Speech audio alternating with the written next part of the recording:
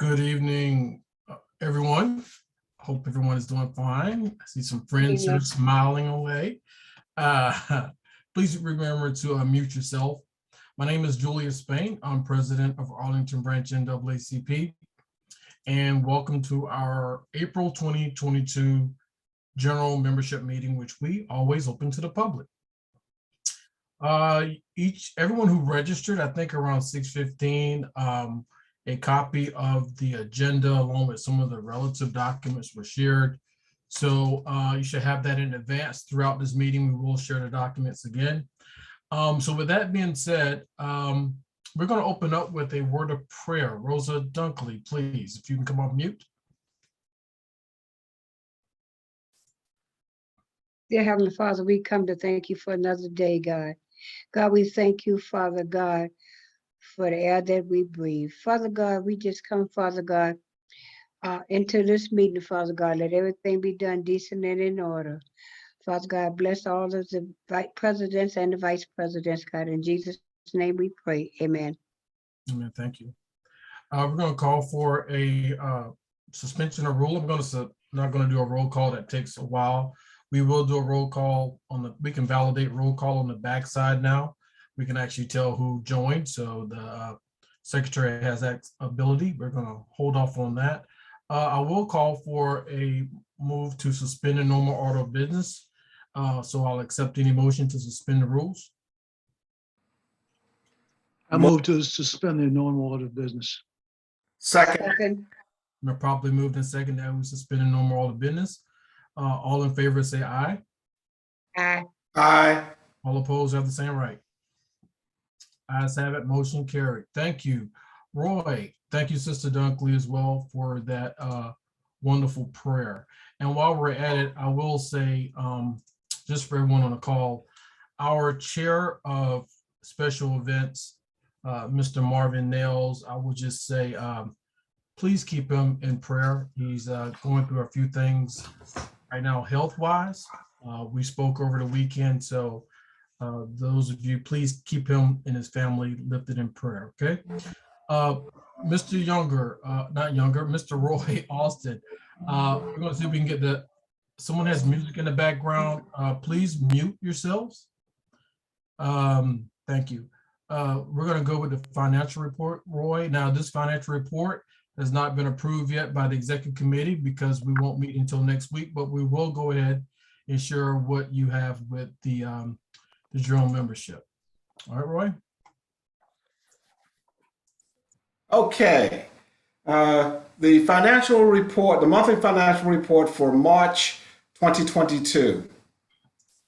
In our savings account, the beginning balance was $161,841.39. We had deposits totaling $205,000.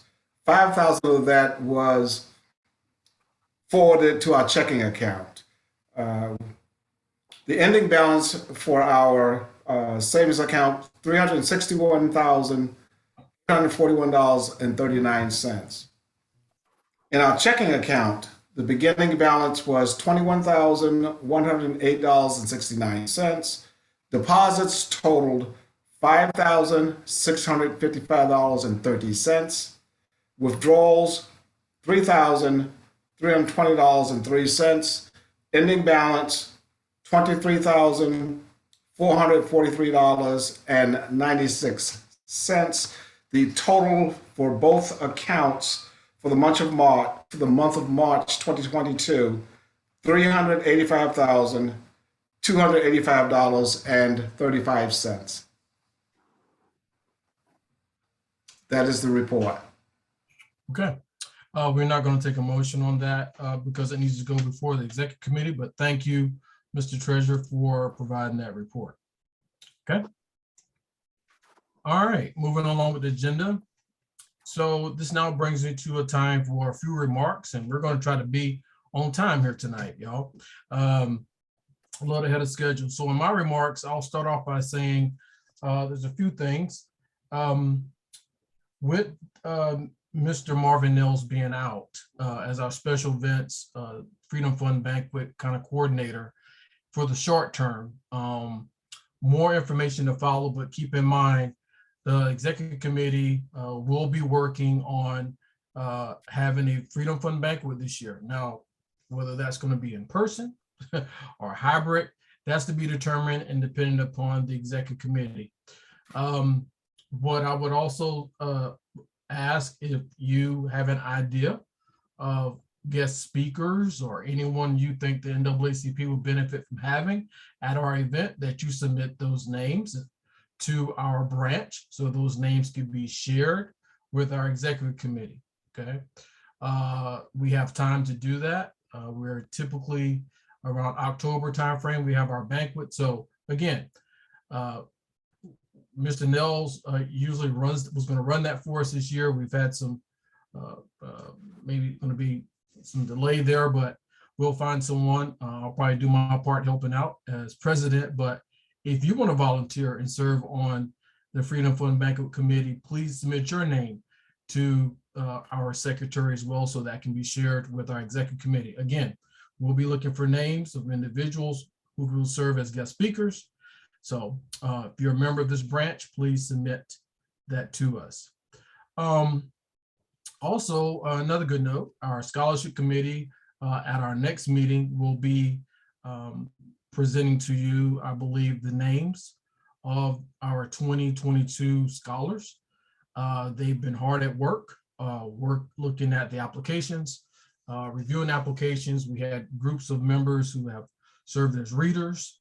So a great group of applicants, I believe. The number is not where it needs to be, I think, since they need to be, but we got about 20 some odd applications this year. Last year, we received over 60. But be that as it may, they're all rock solid, I believe, and you'll be getting those recommendations next month, or selectees that the executive committee votes on later this month. With that being said, there's just a lot going on. Welcome back to many of you who are out on spring break. I know for many folks here in Arlington, it was a time to kind of get out and relax for a little bit. I did some of that, even though I don't have school-age children, but it served us well to get out. And I saw a lot of people, at least on Facebook, out there vacationing. Some were in Florida, some were abroad, and that's a good thing. NAACP is still here. We're fighting, and we're doing the best we can with what we have. I would also bring to your attention that this is an election year for the NAACP. So, for you to hold an elected office, that means your membership, for you to hold an elected office in the next term, which will begin January 1st, 2023, your membership would have had to been valid. You had to have been a member of this branch on 1 May. I think they extended it 1 month. It's typically April. So you have some time, I believe, Madam Secretary, you have to check me on that, but typically it's 1 April that you have to have, your membership has to be valid. I say all that to say, if you are a member of this branch and you would like to be considered for a position in leadership, which is one of our 3 executive committee members, from the president, first vice, second vice, third vice, assistant secretary, assistant treasurer. Think about it, speak with members of the committee. It's a 2 years, 24 months. So if you want to do it, I don't hold anyone back. So yeah, think about it, and yeah, put your name in. As many of you know, I've been here at this branch working, I think, pretty hard for over a decade. This is my 4th year as president. My 4th year. I see you shaking your head, Rosa. And it's a lot of hours outside of normal work. It's a lot of commitment. We have a long way to go before this year is out. But I highly encourage, change is good. But when you get in this line of work, you have to be passionate about it. It's not about just coming over and having a title or being able to go to meetings. It's about really agitating and in doing the work to for our community, protect our and lift up our Black and brown citizens, and at the end of the day, everyone. So it's thanks, Ron. I'm not a rock star, but again, I would just say it's a lot of sacrifice to make to do this right. And even if you are in a position of leadership, doesn't necessarily mean you're going to get it right all the time. We're successful because we have a team of people who are all on the same accord from time to time. We have our disagreements, trust me, but we make things happen. And it's been a pleasure. So we're going to keep pushing because we have the summer, we have the fall, we have the winter, we have a lot of work to do. And with that being said, I'm a little ahead of schedule, but that's going to line us up for two of our guest speakers tonight. The first speaker, I actually had a chance to meet virtually a few weeks ago, Michael Fauntroy. He is, hope I got his name right. He's an associate professor of policy and government and the founding director of Race, Politics, and Policy Center at George Mason University. And I'll tell you, in the brief conversation that I had with him, I was amazed. His body of work is tremendous. There's a lot going on at GMU. We have the Innovation Campus coming on board. I was there for the groundbreaking ceremony a few weeks ago, representing not only the NAACP, but also we have a partner out with a company, LMI. And it's just, there's a lot going on. So, Tony Andrews, I think, is on the call as well. Thank you, Tony, for your relationship with the NAACP here in this region. But we're looking forward to finding ways that the NAACP and citizens in our community can work with GMU and possibly Michael and what he's doing. GMU is not going anywhere. So let's see how we can work together with that. So Mike, are you here? If so, just say something so we can get you up on Spotlight. Good evening. Yes, I am here. Thank you very much for your kind words. Let me find you there, Mike. Let me find you. Where you at? Oh, Mike? So many folks. Oh, here you go. All right, here you go. Yeah, gotcha. All right, cool. A little bow tie tonight. I see it. Yeah. So, Mike, you have about, you saw the schedule. We're going to let you go till about 7:30. I mean, this is just your initial presentation here to us. I know, we can come back and do some one-on-one, maybe with our criminal justice education committee, but this is like introducing you to our branch of the NAACP, and about the NAACP. We've talked, but this is your time to kind of present to us. And again, we thank you for being with us this evening. So, ladies and gentlemen, friends of the NAACP, I present to you Dr. Michael Fauntroy. Mike? Thank you. Good evening, everyone. Thank you all very much for giving me a few minutes. Before we go any further, I'd like to request share screen, a couple of slides I'd like to show as I go through what I want to talk about here, if that is possible. You should be good. Okay, let's see here. There we go. Great, thank you. So as JD mentioned, I am the new director of the Race, Politics, and Policy Center at George Mason University. And what we are trying to build, and we started this in November 1st, what we're trying to build is a full service research and events center that consistently engages in items that improve our public discourse. In my view, we have too many people making policy and talking about policy that don't actually know what they're talking about. And the great example that I use these days is critical race theory. I think, as many of you all would probably know, many of the people who are saying we can't have critical race theory probably can't tell you what critical race theory is. And so we are building a center that is sort of rooted in academics and scholarship, but has a sensibility toward a broader public discourse, which is one of the reasons why I was so happy through Tony Andrews to be connected with J.D. Spain. And so We are engaging, we're building up, we're ramping up, trying to do a number of things. And so if you don't mind, I'm just going to take about 10 minutes more to talk a little bit about what it is that we're doing. And I'm happy at the end of that to take any questions that you may have. So by way of introduction, I've been sort of focused on these issues for many, many years. I am born and raised in Washington, D.C. I'm a fourth generation Washingtonian. I come from a family that's been very much focused on civil rights, justice, freedom, and so on for many years. And I've been raised in that environment and certainly have made it a big part of my life's work to advance some of the same goals that the NAACP is interested in. And so I've taught at GMU and at Howard.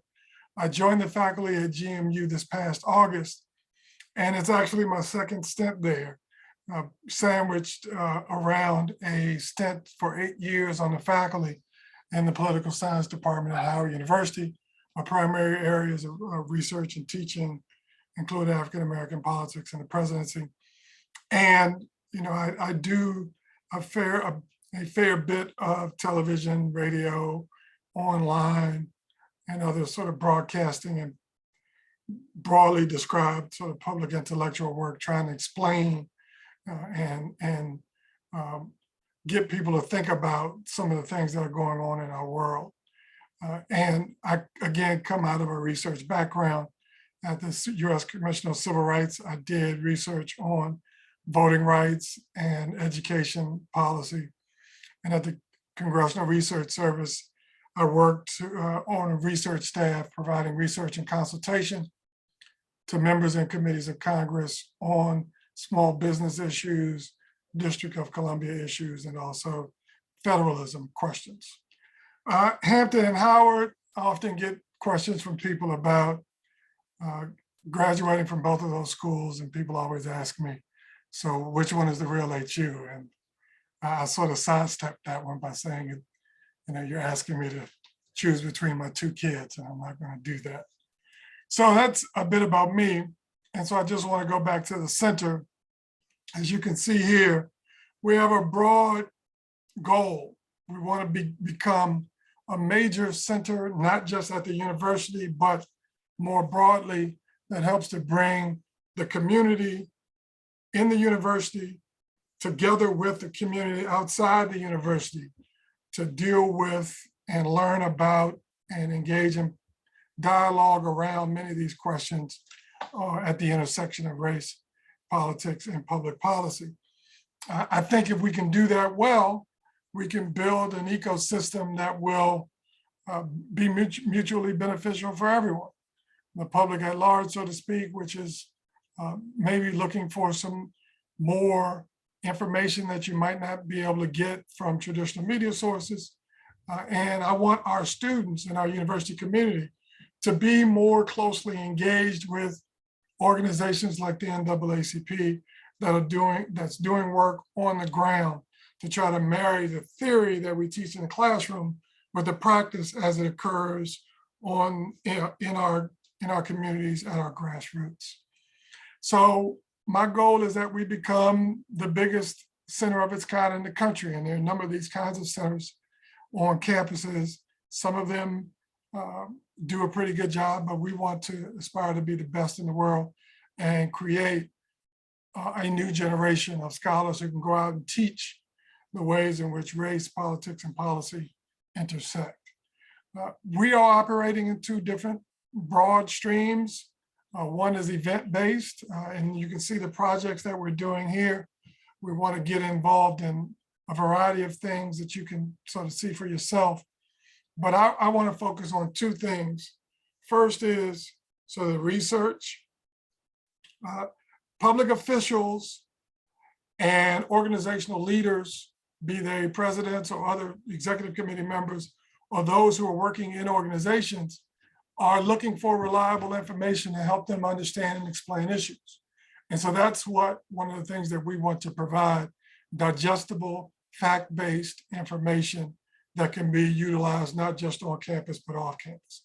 And then the other part of that is more event-based. We want to build community and bring people to campus to participate in our events, some of which you see there. And these are some of the events that we scheduled for this semester. Back in February, we had Professor Keisha Middlemass, who, if you don't know her, I'd encourage you to get to know her. She's one of the premier scholars in America that looks at the public policy, what created barriers to successful prisoner reentry. There are roughly, if I have it right, 65,000 men and women released from prisons in the United States every week. They have to go somewhere, and they often go into a life in which they have consistent food and housing insecurity and other rules that bar them from the kinds of opportunities that could helpfully keep them out of prison going forward. So anyway, she's a great scholar who we had in February to do a Zoom conversation, and it's archived on our website, which I'll give you the address to a little later. And then Tony Afine from Providence College was scheduled to join us to do a talk on Latino politics. We ended up having to reschedule that for the fall, and we're working on a date to make that happen. But as you all know, our world is multifaceted, includes people from a variety of backgrounds. And while we're all trying to meet the needs of our individual communities, we also have to do that in a much broader ecosystem in which we are working with, and in some cases competing with, other groups of citizens. And so Tony is going to come in and give us a talk on that. The big event we had this semester was just last week. We had Cornel West on campus. I interviewed him for, we had a 2-hour event last Thursday. That event is available to view if you didn't have an opportunity to be there in person. A little later, after I'm done here, I'll put the address in the chat so you can watch it for yourself. It was a very interesting conversation with Dr. West. We spent a lot of time on critical race theory, and he brought up a great point about the difference between schooling and education. You can go to school and be badly miseducated if you're not sort of focused in terms of critical thinking and the like. And so this is the kind of event operations that we're interested in doing. And as I spoke with JD a couple of weeks ago, we want to involve the NAACP in some of these events too, as not just audience participants, but also on the stage. So we need your help. We're looking for as much support as possible in the Northern Virginia community to spread the word that we exist, that we're doing this work. Our website is rppc.gmu.edu,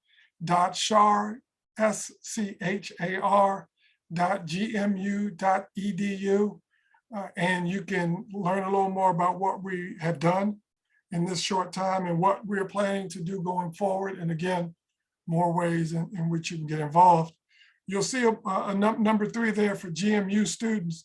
You should know that while we are based at George Mason University and are largely focused on George Mason University students, there may well be some circumstances where Arlington County High School students can come work with us on different projects. And so then lastly, I want to call your attention to number 5 for civil rights and social justice organizations. You're welcome to join our events, and we hope that you will. And we're looking to build a mutually beneficial relationship, one that we think will provide some utility for everyone who's interested in this kind of work. So that's my contact information there, fauntroy@gmu.edu, FAUNTROY@gmu.edu, and again, our website. And I am happy to answer questions you may have now or later. So shoot me an email if you wish, and thank you all very much for your time. And then just a moment or so, I'm going to put the Cornel West talk in our chat. Thank you very much. Mike, don't go anywhere. Just come off of we have a few minutes, and thank you for your presentation. I'm sure we're going to have a few questions here from our members, since you ended quite early, and that's fine. But again, there's enormous potential here with GMU and what you have going on. I wish I could have made the event with Dr. Cornell West, because I heard it was phenomenal. But I will check out the video. We did ask for questions in advance, and maybe you can answer this. As far as funding in your program, where does your funding come from? How do you get funded for your programs? There was a question that came in about that. So can you talk a little bit about how you're funded? Yes. So I came back to Mason in part because I wanted to launch a research center. And in my negotiations with the university to return, we came to an agreement on some initial startup funds. So right at this point, we're fully funded by the university. That will end at some point down the line. And so I have to supplement that, and I'm looking to do that with foundation support, individual donors, and partnering rather with organizations. Okay, great. You have a list of your donors that come in? Someone asked about that. Right. We don't have any individual donors right now other than the university. But I think there are, and I'm not entirely sure about this, but I think there are university requirements about disclosures, and those are publicly available documents. So at such time that we begin to get those donations, they will be, that information will be publicly available. Okay, great. Thank you.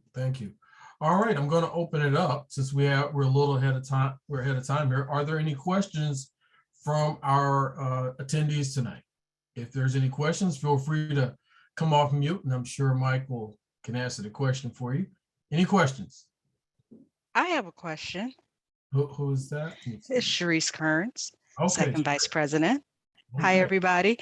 Professor Fauntroy, can you tell us a little bit about your connection to DC's Walter Fauntroy? Are you related? Is he one of your family members? Yes. Hold on a second. Let me pull out my props. You can't see this. I wouldn't expect you all to be able to see this very well, but yes, he is my uncle. This picture was taken at the White House in 1966. That's Lyndon Johnson, my aunt, my Uncle Walter, my Uncle William T. Fauntroy Jr., who, by the way, is the second youngest documented original Tuskegee Airman. He just turned 96 last month. That's my father. My mother wasn't there because she was home with me. I was in her belly at the time. So yes, he's my uncle. Yeah, those of us who are from the DC area definitely look at that and look at you and say, okay, he has to be yeah, my name isn't part Jones. of that illustrious family. People can, yeah, my name isn't Jones, so people can kind of put that together. Thank you for noticing. All right. Thanks, Sheree. Any other additional questions for Mike? Yes, I'm sorry. My name is Philip Walkerson. Who are you? Philip Walkerson. Okay. Hi, my name is Philip Walkerson. I work at George Mason Career Services. I'm also a member of Theta Rho Lambda, which is the Alpha Phi Alpha chapter here in the Arlington area, as well as the faculty advisor for Iota Alpha, the chapter at Mason. And so I was really happy to meet you. Should have probably been connected a long time ago. My question is, what is the intersection of your center and then, I can't remember, isn't it Jimmy Carter that's under Dr. Charles Jarvis? Do y'all work together? Do y'all collaborate together? Is there any intersection between your departments?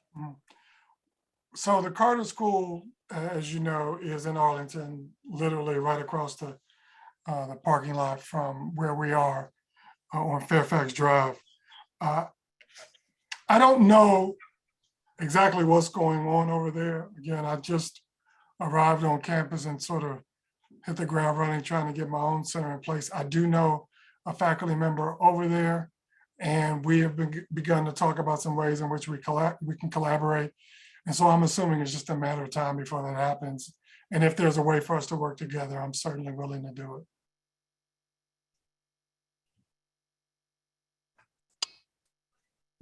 Philip, did that answer? You good? Did you hear that? And then I have a selfish follow-up question. My selfish follow-up question is, I am starting a Ph.D. program at Mason in the fall, a Ph.D. in communication. Do you think there's like an offering? Because I think one of the things I'm thinking about is researching specifically communication toward the Black diaspora. Do you think there's some intersection where people from other programs can take courses in your program? I don't know enough about the details on that particular program and if it allows for you to take electives outside of the department that you're going into. If it does, then certainly some of the courses I offer could be useful in that regard. I'm teaching a voting rights policy course in the fall and an African-American politics course in the spring to graduate students. And so there's certainly something there that could be helpful to you. JD, can I ask one question? Who is that? Ron. Yeah, of course, Ron. Yeah, go ahead. Actually, I'm intrigued about on the wall behind the gentleman gave his presentation.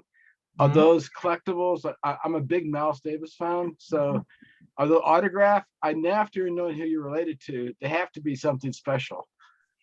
I wish I could claim there was something special. I just had some album covers put in frames. That's all it is. Okay, they're very cool. I love Miles Davis, and the book you should check out is the Milestones. You know that book, Autobiography of Miles Davis? Yes, I have. Yeah. So let me just add. Now some of you, if you're a certain age, of a certain age, you'll remember the delight you may have gotten when a new album got in your hands and the artwork that went into it and all of that. You know, our digital music world sort of doesn't allow for that in the same way. And this was a way for me to kind of memorialize some of that. And, you know, that's artistic stuff. And so I got it in frame. Very cool pictures. Thank you, Ron. Thank you, Ron, for that question. And Mike, I know we're gonna go. Cherise, your hand raised again. I do. I have one more question, and this one is not a softball.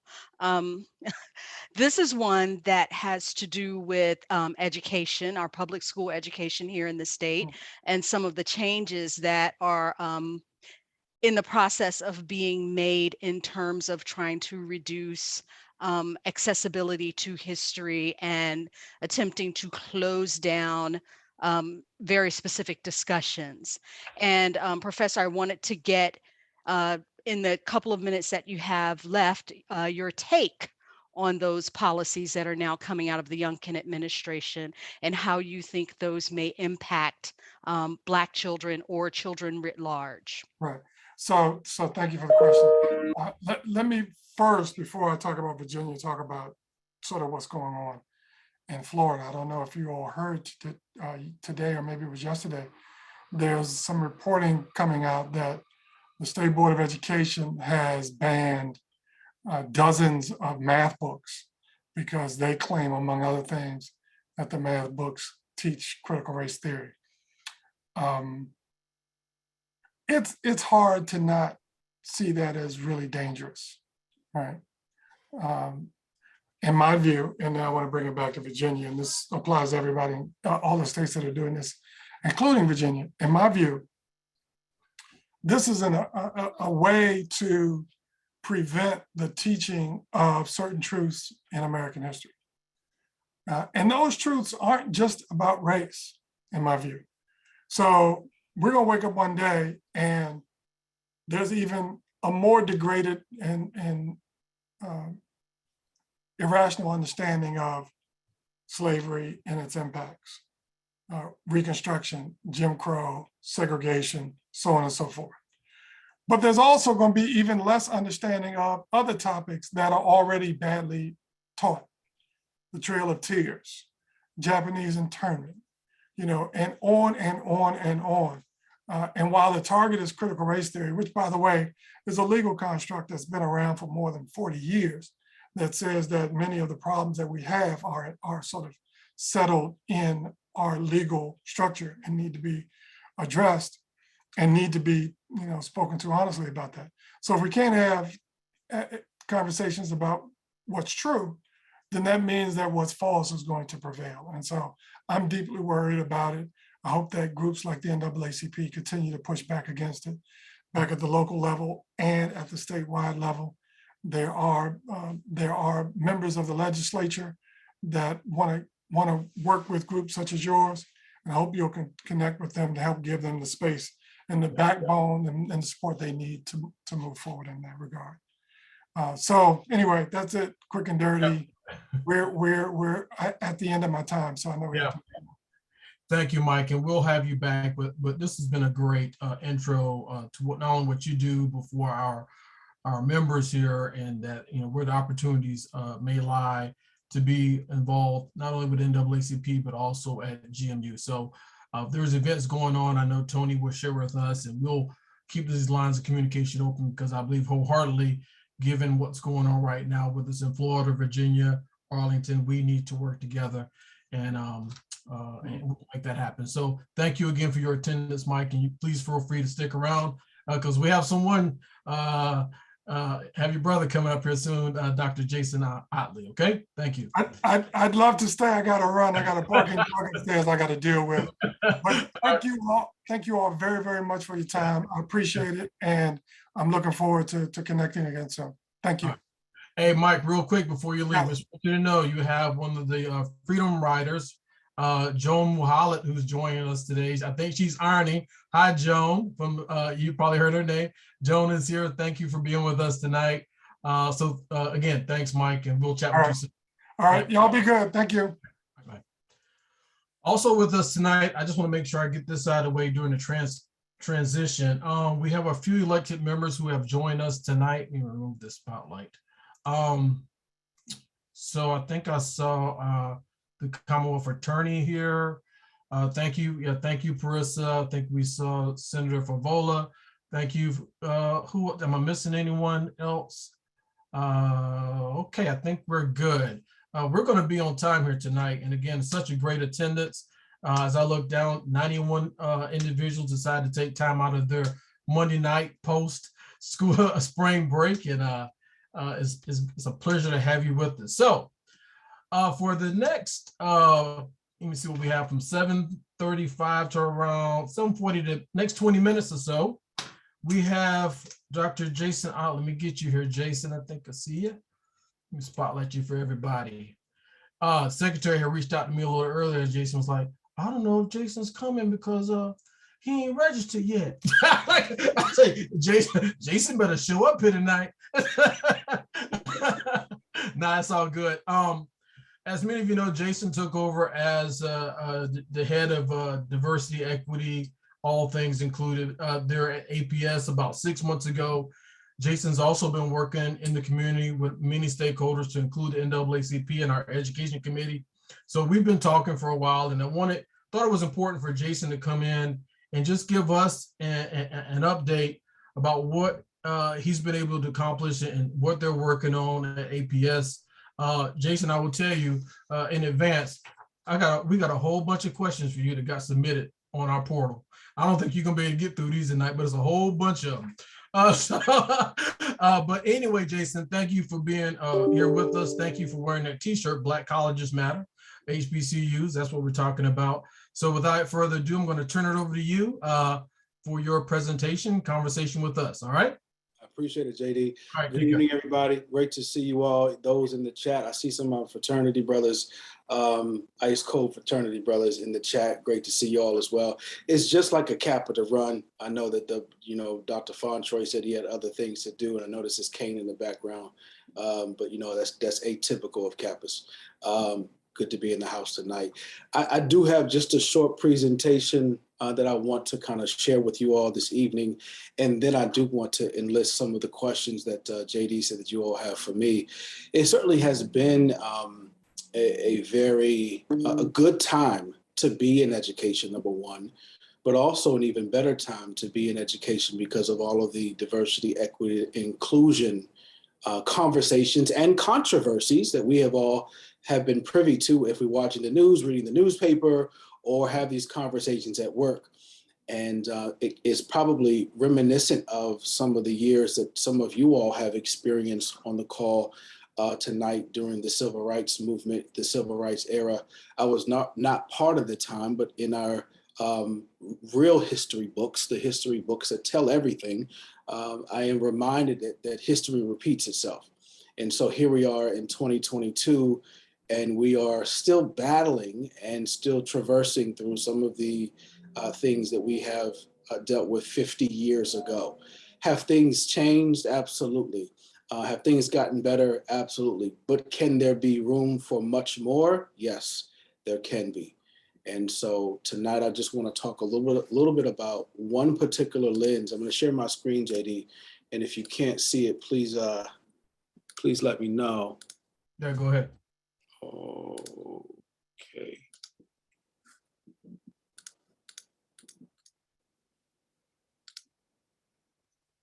So it's telling me that I've got to click the link. Let me try this again.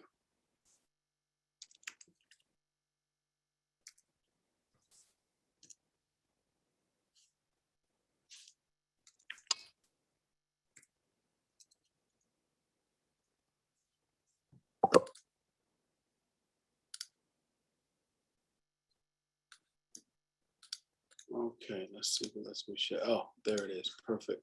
Let me know if you all can see my PowerPoint. Can you all We see got it up. We got it up. You can Good. see it? Yep. Okay. How's my sound? Sound is great. It's good, Dr. Ottley. We can hear you. Okay. Thank you, Ms. Walker. Great to see you tonight in the room. All right. Let me get to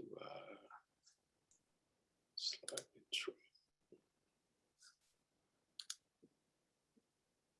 intro.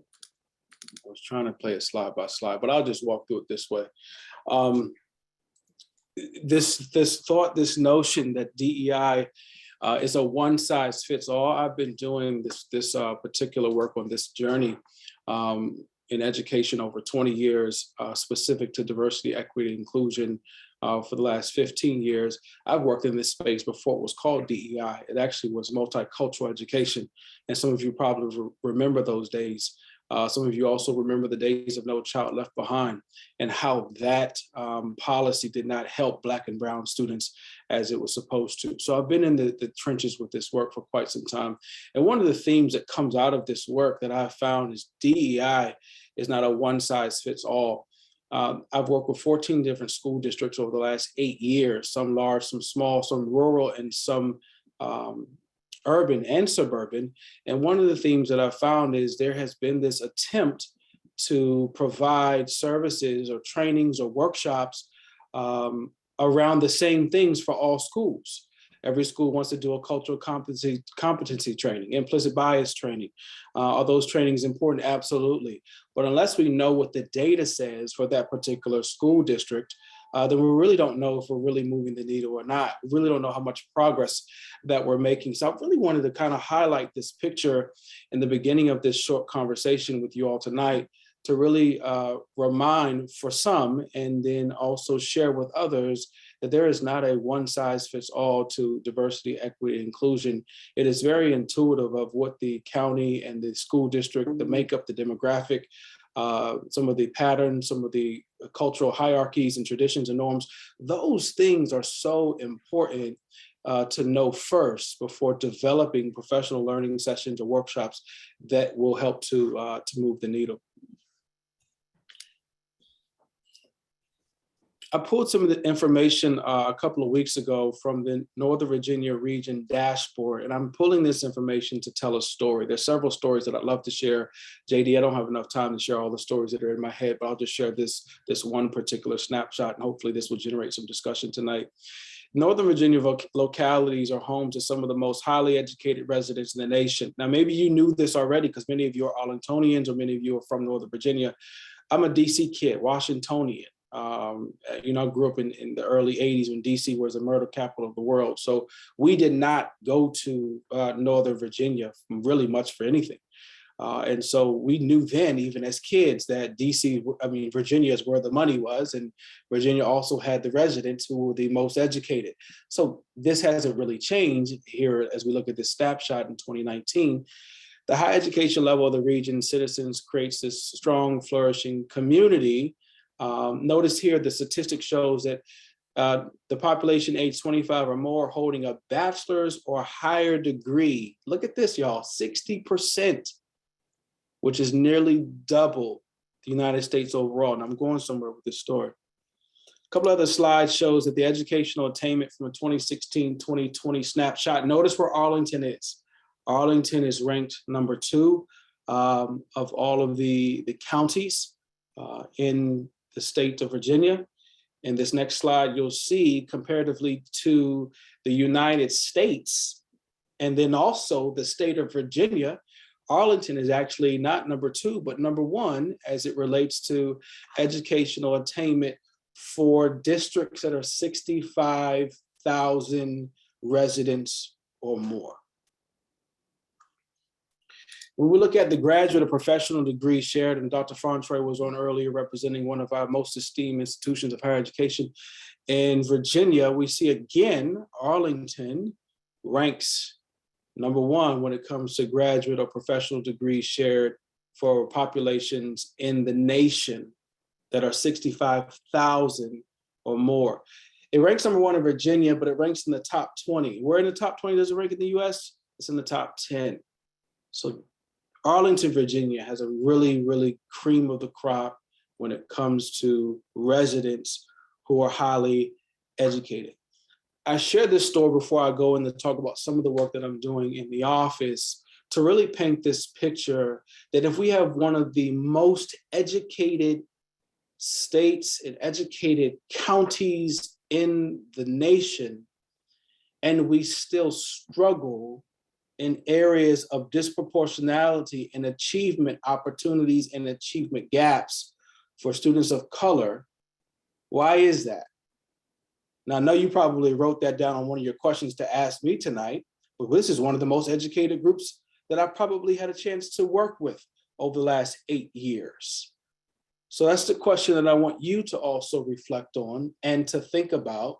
If we have the most educated individuals almost in the nation, why do we still struggle, right? The focus has largely been on what is the school doing? But my pushback has always been to families and also to the community. How is the community and how is the families also supporting the struggles that our students face each and every day? This is one office. I'm an office of 5. There are 28,000 students in Arlington, Virginia. There's no way an office of 1 with a team of 4 can fix all of the educational disparities that exist. This is a village approach. And we have one of the strongest approaches that I've seen education-wise in any school district. Some of the things that are coming out of my office, and with the 8-9 minutes that I have remaining before I want to take as many questions as I can from the group tonight, is the definition of educational equity. When I came to Arlington, this word was not defined. There was several different meetings as to what equity was and what educational equity is, and how lately we as a country and as a people have been weaponizing the word equity. And I wrote an article recently about this, and JD, I don't mind sharing it with you, and you can share it with the group tonight. But we have weaponized equity in order to get the things that we desire. There have countless meetings that I have been a part of since my time here at September 1st, 2021, where folks in the meeting are saying, this isn't equitable. Where is the equity in this? And many times they weren't even talking about equity. They were conflating equality with equity. So that's one of the things that we have to do, is really to understand as a community how to actually use the terms to get what it is that we desire to get. Educational equity that I helped to define for the district when I came is the identification and implementation of these things: policies, practices, and procedures that lead to the just and fair distribution of resources based on the needs of individual students. Notice I said individual, not a group of students, the whole child left behind, that didn't help us. But individual students and individual school buildings. In order to guarantee that all students, families, and APS employees have the resources to succeed, this office provides counsel and structuring approaches to equity through these 4 areas. And I'm gonna pause parenthetically and highlight the word counsel. Traditionally, offices of diversity, equity, and inclusion across school districts have been created to provide counsel and insight in operations and insight in academics. That's what we do. When you look at DEI offices and centers in our corporate spaces, the layout framework or the organizational structure is largely different. Now, I've consulted with corporate spaces, so I know that to be true.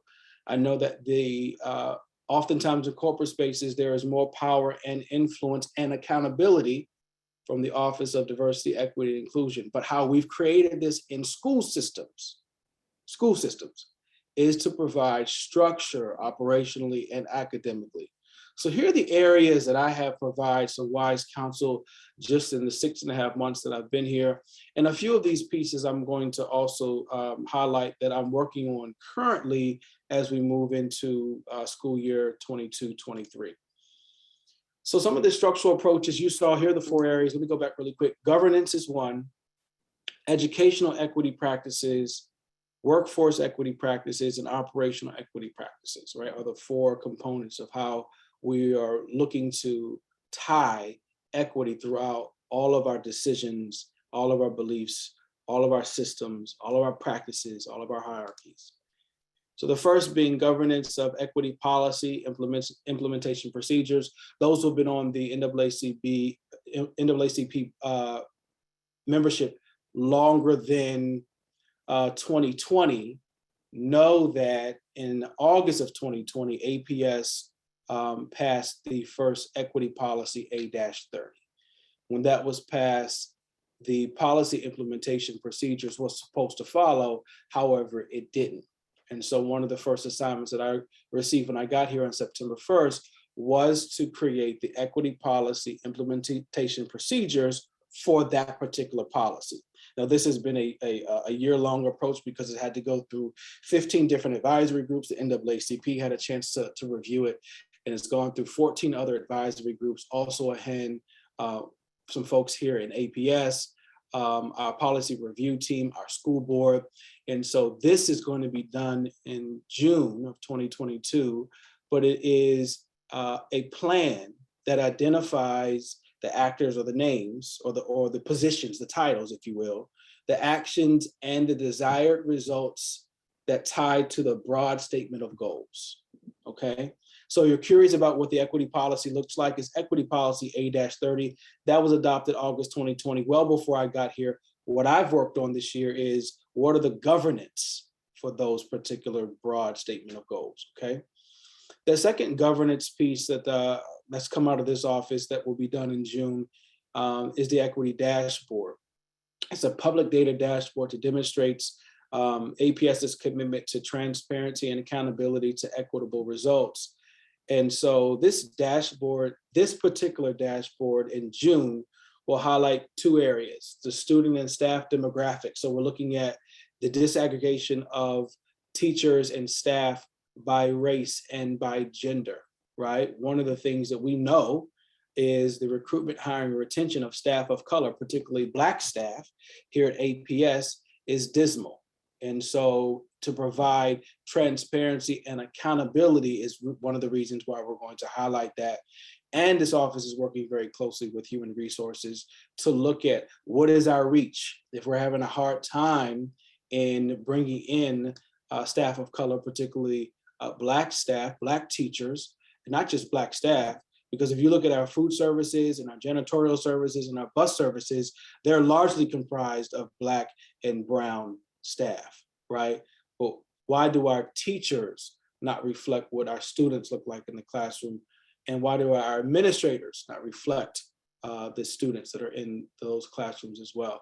And so the intentional outreach in figuring out where those talent pools are, number one, but as I've seen in other school districts, the need, and I'm wearing this sweatshirt tonight, the need to partner with HBCUs in pipelines, right? That's second. And then third, also the need for us to grow our own there are Black and brown students who are graduating from our high schools who are desirous of entering into education programs and colleges.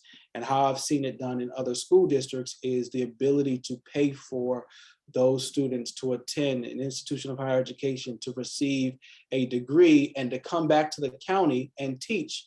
And the money they receive that cover their tuition, they owe a certain amount of years to the organization. That's growing your own. And I've seen that happen a few times. So that's one of the reasons why we want to highlight particular data like that, so we can also show how we're working on mitigating some of the areas of concern. The other area is educational approach to equity. And I won't read through all of these, but I'll just share the school-based equity teams existed in 6 to 8 of our 41 schools. And so my thought was, how do we provide school-based equity teams across all 41 schools? And so my office has redesigned what equity teams looks like across the entire division. And so one of the things with the task force that we have put together is we have done site visits, and we've looked at some of the things that other school districts have done related to equity teams, their success and their failures, where their blunders are, and how we don't have to recreate the wheel, but understand that there is a need for us to steep all of our decisions and our work in data. And so these equity teams that are school-based will have conversations around student engagement issues, allocation of resources, policies, procedural issues. Who's part of those teams? Administrators, teachers, you'll see staff, but look, students are part of that, and parents. Their recommendations after each year that are going to be made to the Office of Superintendent from 41 different schools. We won't see this happen until next year. So it's going through its redesign now. Another structural approach to equity is curriculum audits. Maybe some of you are familiar with this. I've done tons of these in other school districts, and it's looking at every content area as well as the electives every few years. And so this assessment is vertical and horizontal. So vertical being how a student navigates through a content area year to year. So having that student perspective, and then horizontal, how the curriculum is offered within grade level content areas per the instructor. And so there'll be one content area per year that will be evaluated. So this is a chance for us to see as a community, are there culturally relevant pedagogy that exists in all of our curriculum? And if they're not, this is the reason why we're doing this audit, okay? You'll see this commence in 2022, 2023. 2 more slides, JD, and then I'm gonna take questions. Operations, oh, sorry, let me go to workforce. I skipped one. Workforce, that's the other structural approach to equity. New employee orientation. There has been large discussion about teachers who are coming in new to the district, as well as teachers who are already here, not having gone through any culturally responsive teaching practices or orientations around diversity, equity, inclusion, or social and emotional skill building. And because I was a former teacher and worked my way through all of every position you could have in K-12 as well as higher education, I know working as a professor in higher education that many of teachers who are coming out of teacher ed programs have not had one diversity, equity, inclusion course in a teacher ed program. How is that possible that you don't have one DEI course, but you end up in a urban district like Arlington, right next to DC, and you're teaching students predominantly in your classroom of color? And so it is so important and incumbent that we have these types of professional learning sessions for new teachers who are coming into the district, recognizing that they may not have had any DEI exposure in their teacher ed program, but also ongoing training and professional learning. And this is where you see in part 2 of this, professional learning for all APS employees. And so what does that professional learning look like? Well, largely because we've got over 4,500 teachers, there's no way we can do one-to-one training in 1 year, but provide opportunities for teachers to dive in a cohort style, and then also one-to-one style, putting together videos. Now, my office, I've reimagined and created DEI specialist positions, and part of their job is to do professional learning across the district. Well, professional learning is going to be largely done virtually because we'll have just a couple of individuals to do this, but we're going to be working fastidiously all summer to create professional learning video modules that are done right here in-house. We're not going outsourcing, trying to figure out who has the latest and greatest and spending tens of thousands of dollars, but we're creating those in-house to provide opportunities for our teachers. The other thing that's happening this summer, August 23rd and August 24th, I've created a DEI summer conference. The first day, the 23rd, will be for elementary teachers. The 24th will be for high school teachers, and they'll have a chance to have DEI sessions throughout the entire day. So those are some of the new things that we're doing. And lastly, operations. This is something that's going to be occurring this summer and then early fall. The operational equity needs assessment. We're working very closely with our Chief Operating Officer, Dr. John Mayo, and providing a needs assessment for the district. So you heard about the curriculum audit earlier. That was just focused on academics. Now there needs to be this assessment that you will probably get some insight and information from our equity team, school-based, but then to bring in a third party to do an assessment to evaluate our auxiliary aids, accommodations for all students. And here are the areas that I have assessed in the past that I think these are super important to assess here in APS. Our facilities management, how we spend our money, our financial profile, transportation here in APS, our vendor relations, just to name a few. It was very interesting to me to see the number of, or the lack of, Black vendors who were part of APS when it came to the things that we had to purchase, right? That's also part of equity. So when you think about equity, equity is not just what are we doing in the classroom, how prepared our teachers and our staff are. Equity also oversees these particular areas here: recruitment, hiring, retention, student transition, staffing, accessibility, indoor air quality. I was just in a meeting 2 weeks ago about that with our sustainability committee. So me sharing all this tonight, I hope that you were able to see that the work of this office doesn't just focus in academics, but JD, as you and I have talked before, its insight and hopefully one day its oversight will be across the entire division, all the way from operations through academics, through community and family engagement. So thank you for the last 17 minutes. If y'all got questions, I'm ready. Hey, so we have someone right behind you, but what I'm gonna do, Jason, we lost your video. You can just stop sharing there. I'm gonna drop in the chat real quick, and you can go ahead, and that way everyone has this. These were questions that were filled out, that came in, I should say, from people who registered. Let me see here. But while I'm doing this, we received about 9 questions. A lot of this you've already touched on, but I know this is a topic that's come up recently. Can you share with us in the next 2 minutes or so, what is APS doing?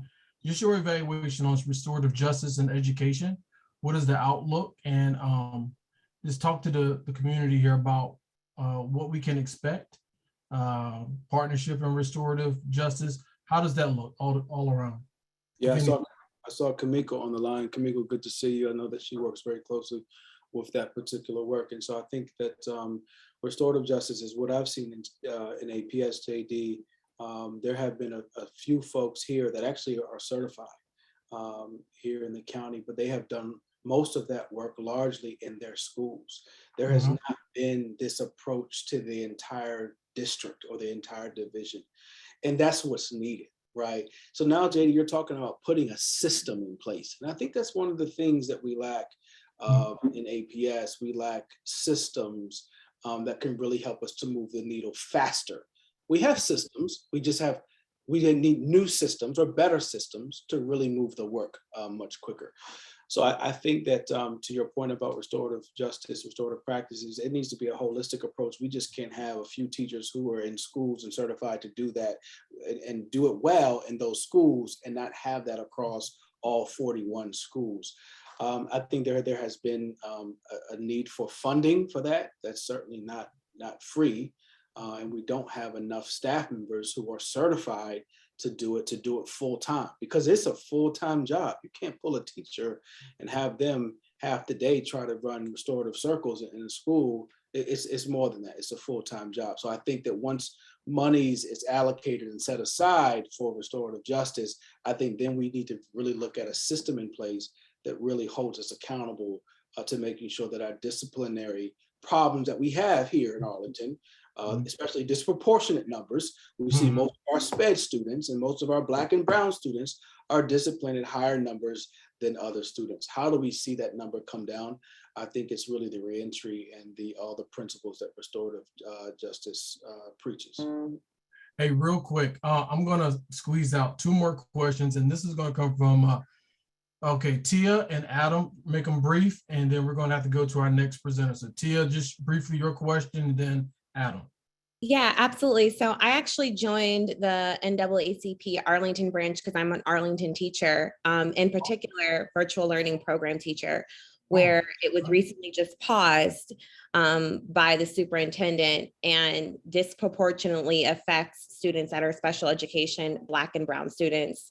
As an African-American teacher myself, I'm really passionate about those students not being heard. And so they have decided that they were going to pause the program, but there are no updates as far as what's going to happen to those students, particularly my students that are now being forced back into the school building that never felt like they had a voice, never felt like they had someone that looked like them in the classroom. There was an immense amount of African-American teachers that were part of the virtual learning program that are now being dispersed, and their voices are not being heard. And there are no plans for the future. They said that they were going to put together a task force, in particular a DEI department, which is why I wanted to get involved in that. But there has not been anything since. And a lot of people feel as though they're not being heard. So that was. Thanks, Tia. Let's see if we can roll 2 questions into one. Adam, go ahead, and then we'll see if Dr. Ottley can answer both. Let's make it briefly, Adam. Sure. So I've known of many organizations that try to do a DEI program based on textbooks or prepackaged corporate type of efforts, and they often don't work well. So it's good to hear that APS is working on the video packages that you mentioned earlier in-house and not trying to do something provided by some company that doesn't know what's going on in Arlington. But the downside is often in-house productions can be kind of expensive or risk recreating a wheel that's already out there. How do you balance those two things? Thanks for those questions. So Jason, those 2, and then we'll move on. Thank you, Jason. Sure, and I want to just address Tia's question first. Yeah. Tia, the way you ended your statement or your question, it sounded like you mentioned DEI in relationship to the task force. And I just wanted to make sure that I understood what you were asking.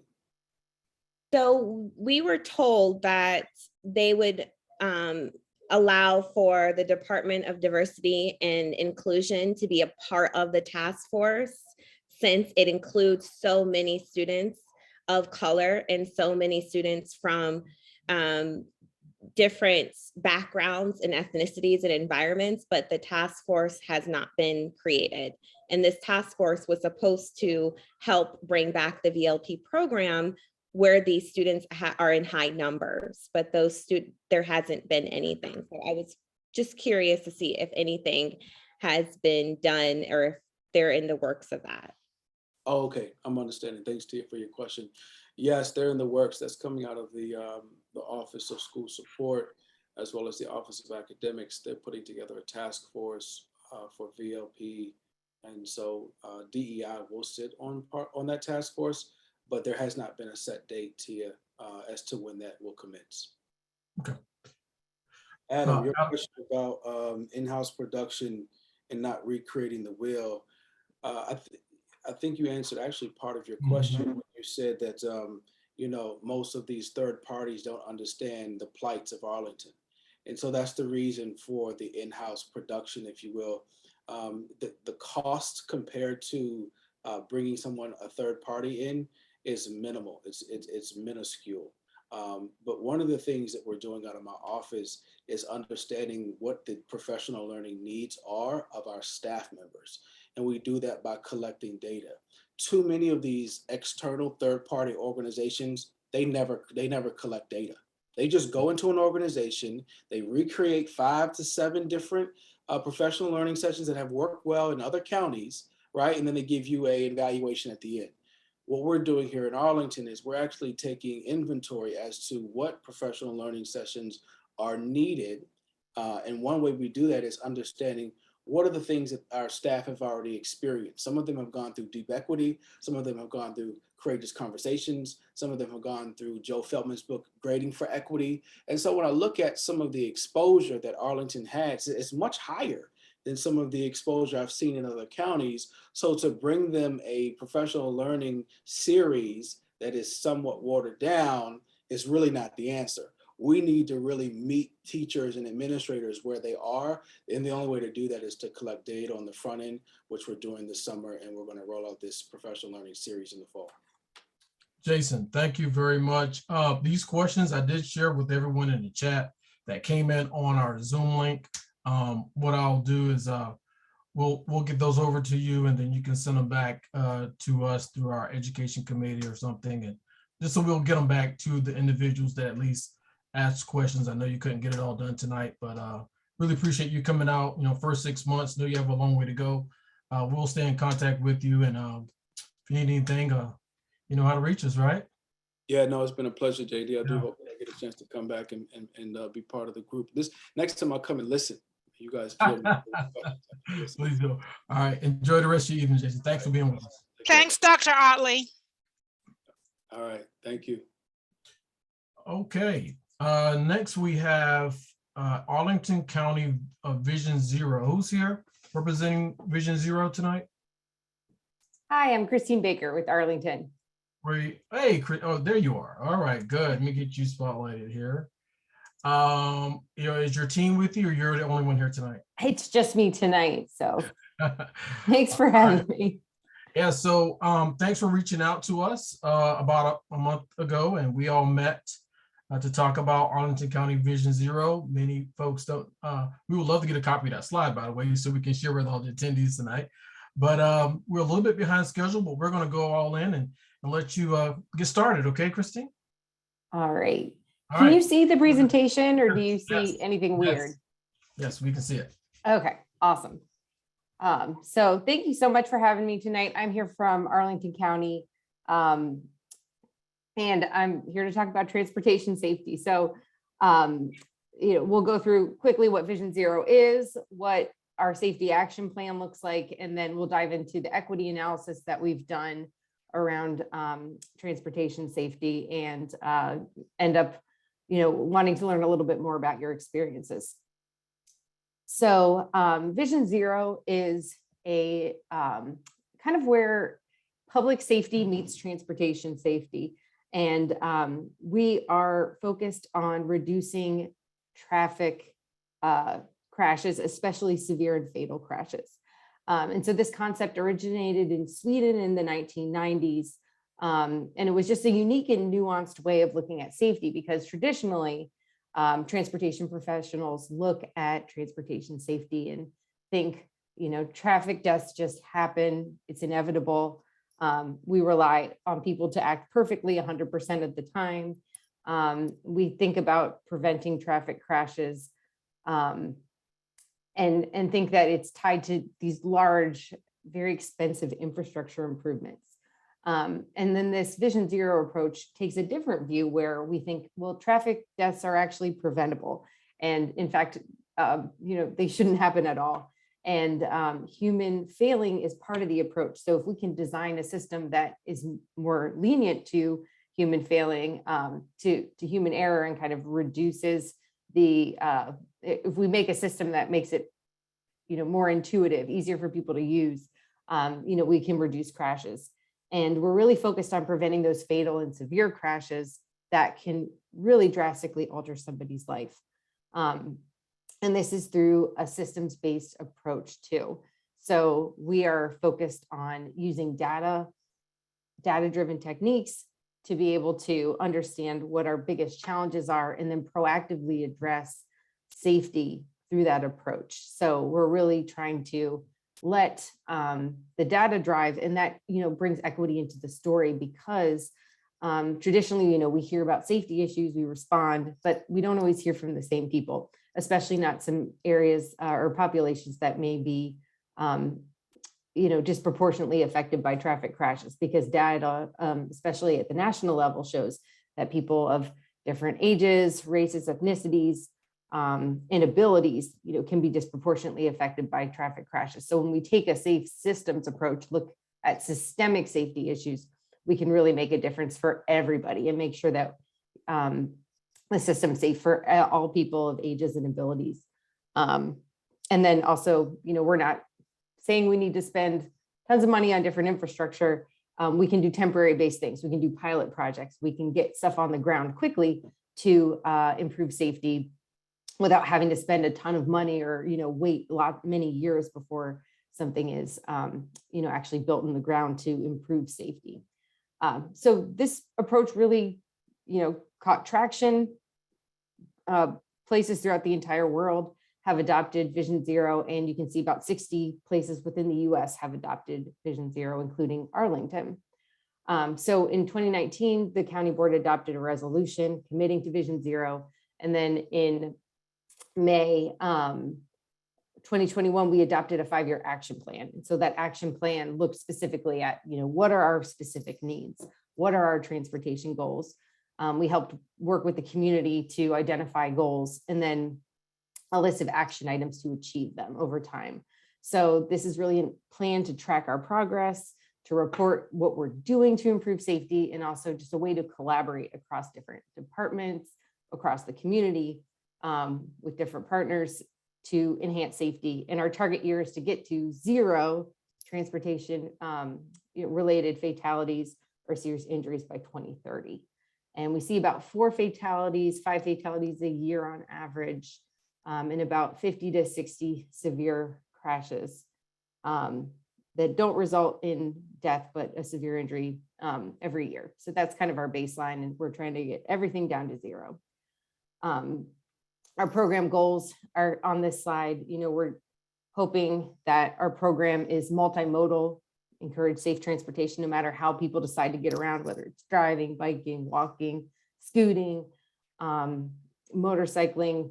We also, plan to put safety first on all projects, big or small. We want to be transparent and accountable. So really have our data out there, have all the things we're doing out there for people to see, comment on. And, we're a very, open door type program where, we accept feedback and want to make improvements constantly in our approach.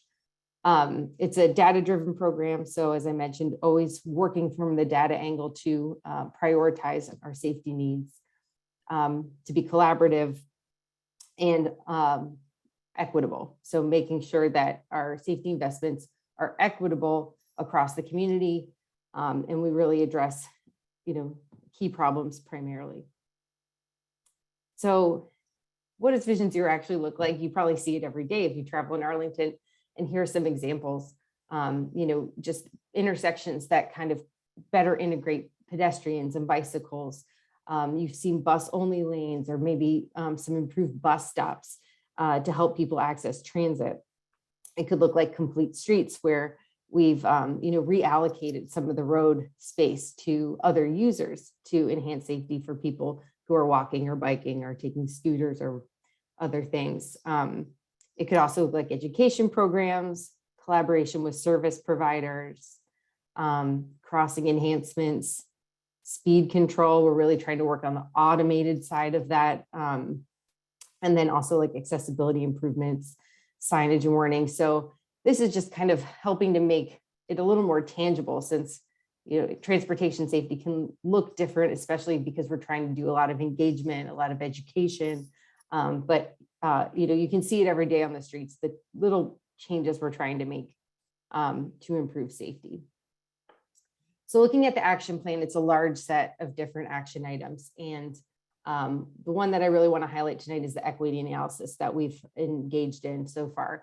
And that was really to look at, who is disproportionately affected by traffic crashes. What does our data say about who is involved in crashes, who may be not as engaged in the transportation safety process, and take our findings from that and start to rectify that, start to bring more balance into, who we're serving.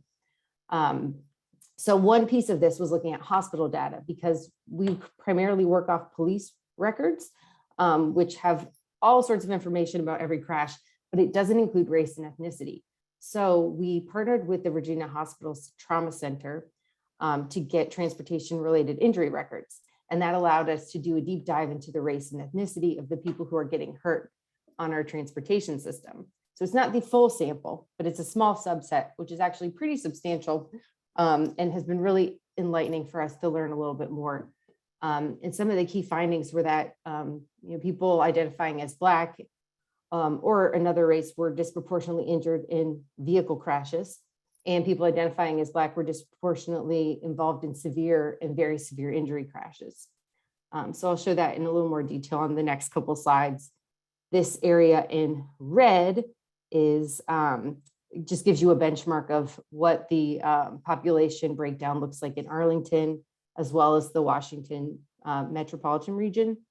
We expect travelers in Arlington to be somewhere between those two demographics, because you're probably going to have more people traveling in Arlington from Arlington, people who live here, but also people throughout the region are traveling through and to and from Arlington every day. And then when you look at the crashes by mode and race, you can see 33% of that population, or 33% of the people involved in the motor vehicle crashes that resulted in injury were Black. And that really stood out. That's a very high number comparative to either of the regional or countywide stats. And also when we looked at comparatively the injury severity, you do see a higher percentage over here. The severe and very severe crashes, 24%, as well as the minor crashes, we saw was disproportionately high. So that really was a problem area for us. And we wanted to start to learn, okay, well, why is this happening? And how can we start to address this type of imbalance? And another thing that came up, we also looked at community reporting. So these are customer service requests that come into the county. And we wanted to see, who are we hearing from regularly about what their issues are in their neighborhood or where they're traveling or working. And we mapped service requests and looked at, how does that kind of look proportionally throughout the county? How are community requests balanced in relation to, our census demographics? And overall, we do see that community requests are typically concentrated in areas with higher population density, which is the green on the map. But we also did see that, when we looked at some of the areas that have been identified through our Transit Title VI program, which highlights Black groups with 38.5% or more Black, Indigenous, or people of color population, we did see fewer requests in those Black groups. So about 25% of Arlington's population live in those Black groups, but we only saw about 12% of comments falling in those, even areas where there is a high population density. So we really are wanting to engage more in these areas, because oftentimes we get complaints from areas that leads to action or some kind of addressing of safety problems there. So this is a important piece of the puzzle, because we want to be able to proactively address issues in neighborhoods, even if we're not hearing from people, because we understand, some people just may be more engaged or have more time to put in service requests. So all of that kind of shows the equity analysis that we've been doing to date. It's still a work in progress. We're learning more. We're trying to do more root cause analysis to understand more about some of the imbalances we see, especially in that hospital data, and we're looking at different information from different sources. So research from national sources, as well as we want to get down to the local level. So we are conducting focus groups, and we've done some pop-up events to learn more about individual experiences. And I'm here tonight because I wanted to share this information with this group, and also let you know that we're looking to host a just 1 hour focus group with Black members of the community. We want to learn more about individual experiences and challenges while getting around. So that can be no matter how you get around, walking, wheeling, biking, driving, taking transit, or just being a passenger. And we are going to take that feedback and incorporate it into our programming to be able to understand, what key issues are people experiencing and how can we get to the bottom of solving some of those issues. Either it be through education or engagement or engineering based or even policy based type work.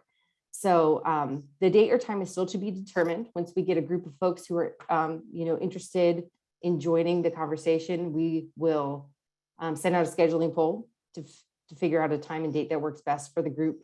And then we'll go through a bunch of questions about transportation safety issues. And we just want it to be an open, candid conversation to learn more about what folks are really experiencing on the ground. So I put my contact information here, csbaker@arlingtonva.us. I've also put my phone number. So if you are interested in signing up, I would love to hear from folks by Friday. And I also saw that JD put a little. Wasn't me. Or yeah, someone in the. Okay. Yeah, I got you. Yeah, but if you signed up for the meeting, you might have indicated interest, which I greatly appreciate that as well. And so, get in touch however you prefer and let me know, if you're interested in participating, we'll get it set up.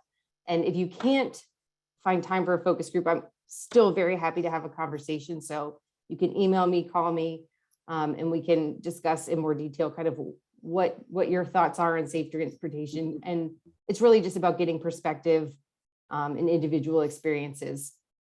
And then last but not least, there is a link at the bottom of this slide to the service request portal if you're ever in need of reporting a safety issue, because we want to make sure that everybody knows how to get to that.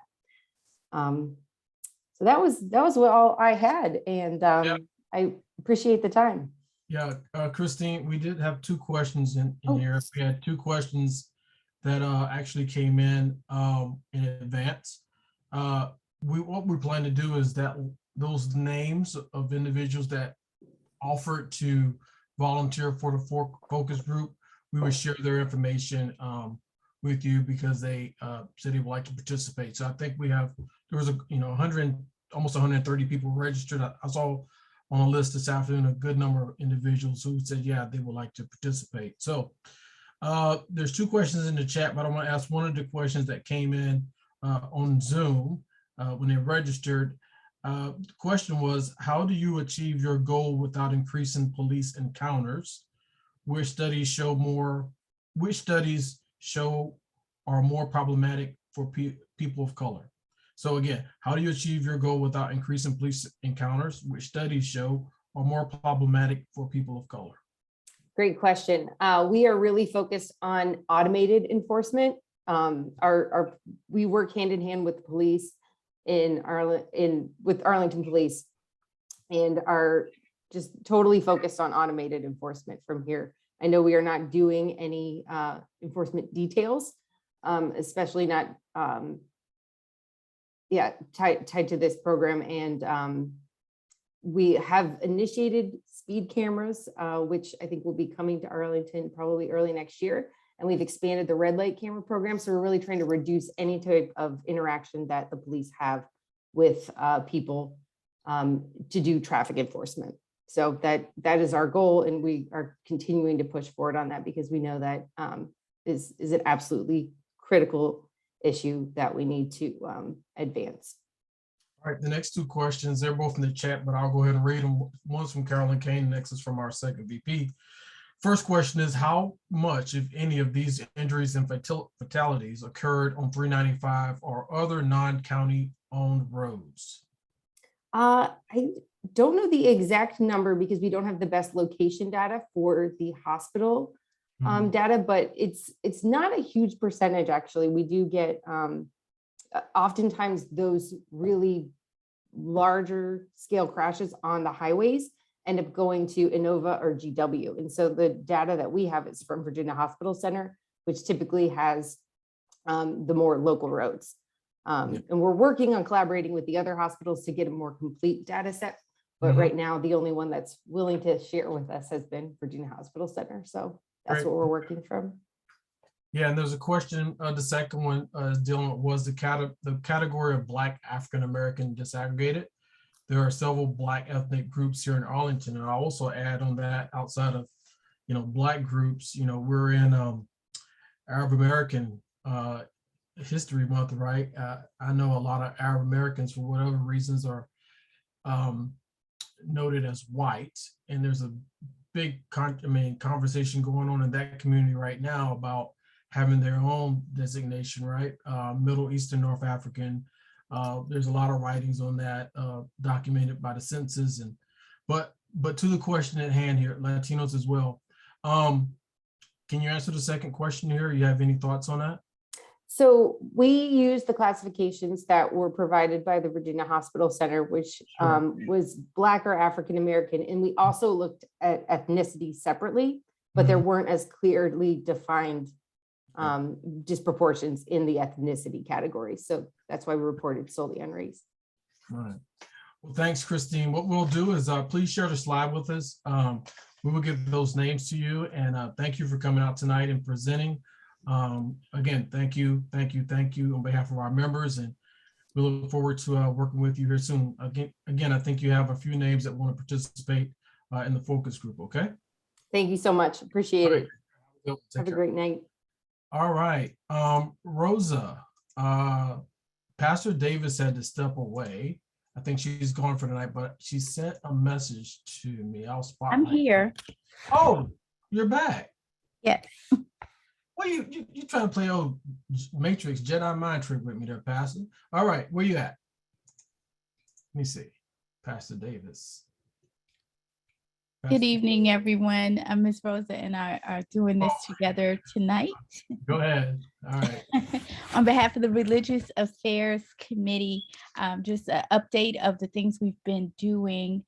We provide a monthly update now of the NAACP activities and events to leaders of faith communities. And so right now we have 34 faith communities in Arlington that are staying in contact with us that way, and also working with the State Religious Affairs Committee. We've mentioned before about voter registration drives that we were hoping to start in March, but some of those communities, faith communities, did not reopen at that time. So we have 9 that are scheduled between May and September. If your faith community or one that you know is interested in having a voter registration drive, please email me or Miss Rosa Dunkley, and it can happen in one of 2 ways. Either we can, or a member of the Religious Affairs Committee can be present that day, give a 5-minute spiel, and then have the supplies there, or we can simply provide the supplies for you and your faith community to be able to do it on your own on that particular day. Also, I had asked Mr. President to share this evening, the Arlington Coalition of Black Clergy is having a community-wide Juneteenth celebration on June 18th from 11 a.m. to 2 p.m. And it will be held indoors and outdoors at Wilson Boulevard Christian Church. There'll be speakers on anti-racism, vendors, and fun activities for children and adults. If you're interested in being a vendor at this point, I will place the email for the Arlington Coalition of Black Clergy here for you as well. And of course, that group works in conjunction with the Religious Affairs Committee. Ms. Rosa, did I miss anything?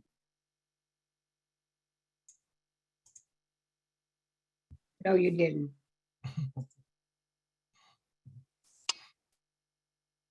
Okay, is that it from our Religious Affairs Committee? Yes, thank you so much for the opportunity to serve this community. Yeah, thank you. Pastor Davis, y'all have a flyer on that event coming up for the Wilson Christian Church? We should have it available by Friday. We're waiting for it now. Yes. Okay, great. Thank you. And we'll get that shared. Thank you again for your presentation. For our previous, Christine, if you're still on the call, just looked at a number We had 18 individuals registered who said they were interested in participating in the Vision Zero focus group. So that's a good number. And we'll get those names over to you. All right, next we're going to move, and we're right on schedule here. We're going to go with our Criminal Justice Committee, then our Education Committee, and we're going to close it out. So Heather, are you with us? I am with you. All right, floor is yours. Go ahead. Good evening. Hi, everyone. So the Criminal Justice Committee, I think this is the first time that we've given, that I've given an update to the general membership meeting in a while. So want to let you know, we started off the year thinking that we were going to have a little bit of a quiet year. Then there was in early February, yet another in custody death at the Arlington County Detention Facility, which sent the committee, the executive committee and the Criminal Justice Committee into quick action to draft up a request for an investigation to the United States Department of Justice, the Special Investigations Unit, which is part of the Civil Rights Division. Their charge, that division's charge, is to investigate constitutional violations, allegations of constitutional violations of incarcerated persons in state, federal, and local jails. And we put together, the committee put together a detailed complaint that listed all of the summaries of the circumstances of the deaths in custody over the last 7 years, and that it the fact that all of that they were each one of the gentlemen was young. There were some substance abuse and mental health issues, and each of them, with the exception, I believe, of one, was pending hearing or pending trial on pretty minor charges, and some of them were had not actually even been charged yet, waiting for initial hearing, initial appearance before the court. And it has led us down a path, a two-track path. One, the complaint to the Department of Justice asking for an investigation of patterns and practices in the Arlington County Detention Facility, systemic issues that we think go beyond a single individual. We don't think it's person X or nurse practitioner Z. We think that it appears to be a systemic issue that needs to be addressed at a more core level than replacing a contract for medical care provided in the facility. We need to do more root cause kind of analysis to put an end to the really essentially a death sentence for some of the most vulnerable people in our community. Really inexcusable. These men were largely in their 40s and 50s, Black and brown men, and really there's no cause for it. And the frustrating part for our organization and for our committee and for our community is that we just don't have satisfactory answers over years of trying to get to them. So we are working with the U.S. Department. Well, we're waiting to hear from the U.S. Department of Justice. They've acknowledged receipt of the request for investigation, but it can take a little bit of time. The other track that we are continuing to pursue is their family. One of the families, Mr. Becton's family, is pursuing civil lawsuit on their own behalf. NAACP is not a party to that lawsuit, but obviously we have interest in making sure that he as an individual and others as a community get answers to that. We think that is to what happened to him. We think that is the beginning of helping to shine light on what is happening systemically. We will continue working locally with the sheriff, with the Commonwealth's Attorney's Office, with the PD, and with Arlington County Police Department to try to continue to foster better communication, to try to see how we as a community can come together and make this, make access to housing resources, make access to mental health resources, and have intervention that is something other than incarceration for vulnerable people in our community, so that this is not something that they end up as a patient, as an inmate, when what they should probably be is a patient. That is going to take something more than just communication. It's going to take probably some help from Virginia, from the state, and from our elected officials here in Arlington County as well, to prioritize funding to help keep people on a track that, vulnerable people on a track that doesn't lead to the jail. So we are working on those things. Sorry, did you want to say something? No, go ahead. You can just wrap that. Go ahead, finish that Nope, thought. that's all we have. We will be having our monthly meeting on Wednesday, the 27th, which I think is next Wednesday. And we welcome folks to join the committee. We have plenty to do. Thank you, Madam Chair. A lot of good information there, and again, those cases with the detention facility and are still ongoing. I know since our last meeting that there has been a quality assurance position, I guess, that was open, and someone internally was hired to fill that position. That was made public, and again, I don't know all the details of what he or she is supposed to be doing as it relates to policy and what's going on there, but someone was hired. And I would hope that in the near future, we will have some more conversations here.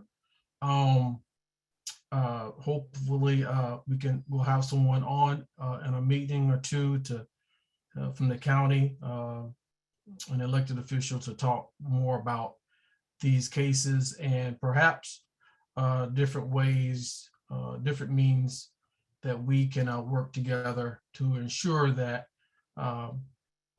adequate services are available, and we have a place where people don't end up trying to, go to the jail, whatever, to seek treatment. But there's many areas of concern as it relates to criminal justice. Before we go over to, and I have 3 minutes, before we go to our education committee to wrap us up tonight here, I do want to share 2 things with you. One, we have some events coming up. I think everyone should have received these already, but our housing committee, who briefed last month, asked me to share and pass on that we will be having a affirmatively further fair housing action, an event at noon on April 29th.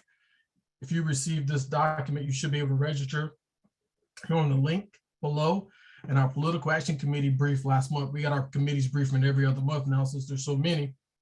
But before you come back, we're going to have, there's going to be a congressional primary candidate forum held on Thursday, May 12th. That will be before our next meeting. That is for Congressional District 8, where Congressman Don Beyer is the incumbent. And so that is an event that's going to be hosted by not only the Arlington branch, but the Alexandria branch, Fairfax County branch. So we'll have all the candidates. I think it's about 2 hours. Republicans, Democrats, Independents, everyone will be on at this forum. You can register in advance. It will be moderated by Mr. Christopher Lewis out of Alexandria branch of the NAACP. Stop share. So more will be coming out. Our communications chair, Leah, has been busy at work, and I think the education committee may be also speaking to you shortly about another event that's also going to be going on, a series event where we're going to be, they'll tell you all about it. But that being said, I want to start right here on time and turn this over now to our education committee who's with us tonight to give their updates. Cherie and Simone. Hi, thank you, JD. I'm going to share the screen. We don't have a lot of time to talk about everything we've been doing. So I'm just going to spend the next few minutes in the interest of time. It's almost 9, and just talk about what JD just mentioned. We are working on bringing to the community a series of not workshops, but an educational series on structural racism. It will be 4 Tuesdays in May. I'm thinking 5 because May is the 5th month, but 4 Tuesdays in May. So it will be Tuesday the 10th, the 17th, the 24th, 4th, and the 31st. And we are working on marketing that. We are partnering with Black Parents of Arlington, and the first session will be on the origins of race and racism. And it's going to be a very comprehensive curriculum. It will be from 7 to 9. It is free to the public. The second week will be the historical reproduction of racism. The third session will be on contemporary structural racism. And the fourth will be policy solutions. So we will wrap up with 4th. This will be, each series will build on the prior one. So we're going to set up registration and ask people to take the first one as a prerequisite. They'll be recorded.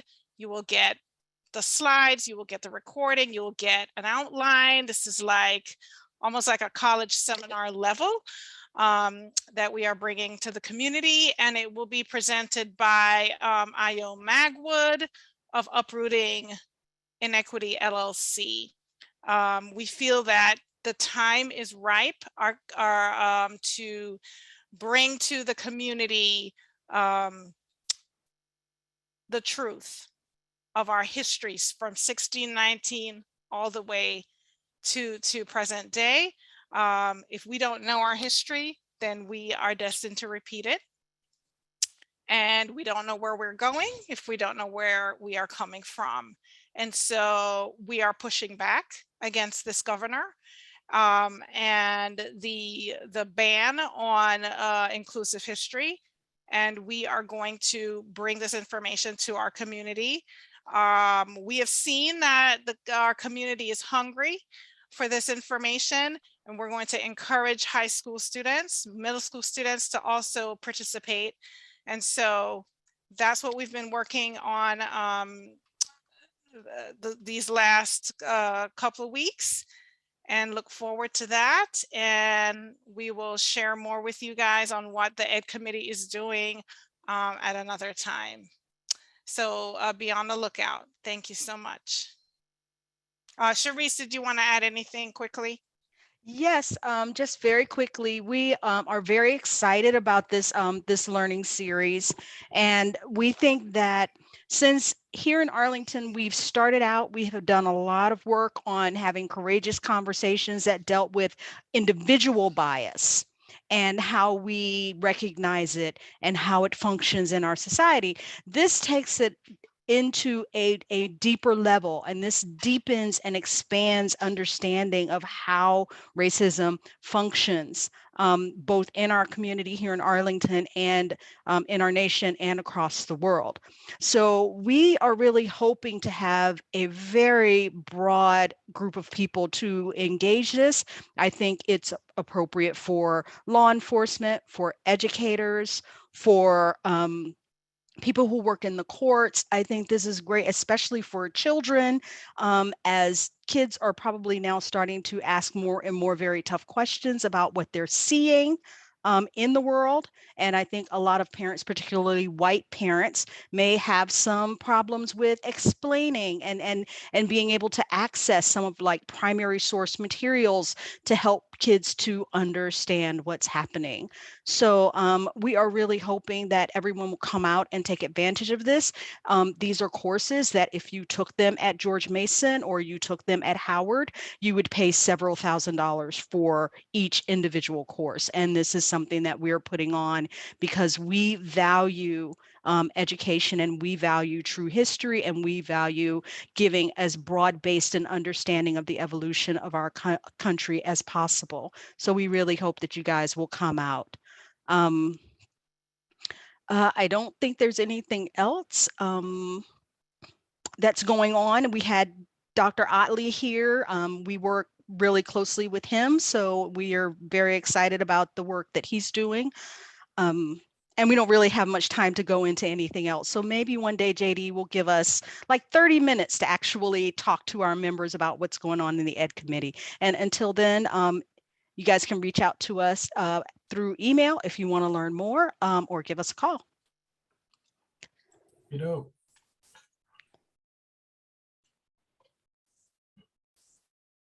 Oh, and one more thing. I just got a quick note that that asked me to clarify on the scholarship piece. Apparently, the scholarship committee received 40 applications last year, not 60. And in some years, we've had as few as 5. So the amount of scholarships that we received this year is in the range of normal for us, given that some years we don't have many, and last year we had 40. So yeah, so just to kind of clarify that what we got this year is in the range of normal for what we usually receive. Yeah. And that came from Jill. Well, thanks. And also, if you want to learn more about any of our committees, I've always, we've extended the invitation for our members to join or try to at least join our committees, because that's where all the work gets done. And that's where you can learn a lot about the nuances and many things that are going on in those committees. So with that being said, thank you for your presentation. Are there any other questions? We look like we're going to end early here tonight. Any other questions? All right. If not, again, thank you. I think Joan Mahalit was here. Thank you, Joan, for being with us tonight. Great job. Pastor Nelson, thank you for being with us tonight, sir. I see you. You kind of snuck in here on us. You trying to join the Religious Affairs Committee? Yeah, I'll talk with Dr. Davis about that. All right. And Brenda Cox and everyone else for coming on. All right. Well, thank you, everyone. And this meeting is now adjourned.